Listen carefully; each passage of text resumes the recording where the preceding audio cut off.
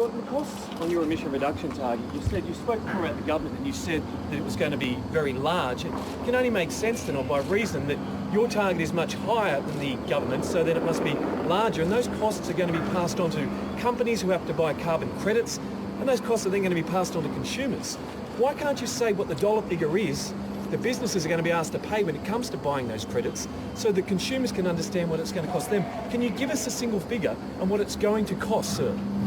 Well, first of all, when we talk about this, the assumption of your question wasn't correct. What you said there is that you compared their policy and ours, but the costing even done by McKibben acknowledges that the government's policy doesn't take into account the use of international credit offsets, whereas ours does. So we're comparing different propositions. In terms of ours, we're very clear. Our policy will not cost the taxpayer. The current government is paying billions of dollars in an emissions reduction fund. I'm explaining it, to take it through. The emissions reduction fund of the government means your taxes, my taxes, everyone's taxes, gets used to pay big polluters not to pollute. That is a clear cost.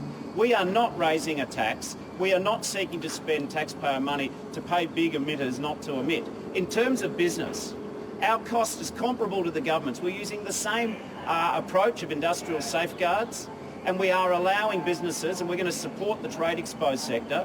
So we do have $300 million, which we are contributing to help cement and steel and aluminium and other emissions-intensive trade-exposed industries. So that's a response, it's not an answer. Do you have a figure as to what it's going to cost businesses who will pass that cost on to consumers? Because there has to be a dollar figure. Well, we know that doesn't happen now because we are using the same system the government use.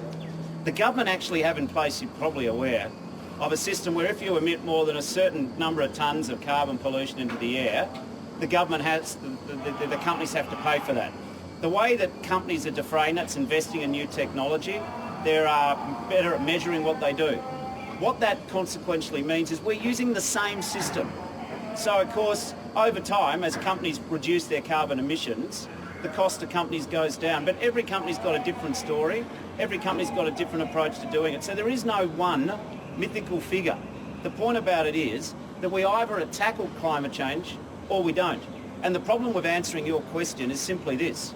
Your question makes no allowance for the impact of climate change. How much do you offset the cost of getting a company to stop polluting the environment against the cost of extreme weather events? Like, it's just, your question's only part of the equation. Do you concede that that cost will be passed on to consumers? Well, I think that the cost of climate change is now being passed on to consumers. But it's going to be much bigger, much more onerous. Oh no, that's where we fundamentally disagree. What I disagree on is simply this, and then we'll move on. When you have a terrible climate event, that cost gets passed on. When you have energy bills going up under the current government because we don't have a policy, that cost gets passed on. I agree with Mr Turnbull and what Mr Morrison said back in 2017. A national energy guarantee makes sense, and that'll actually improve household bills by $550.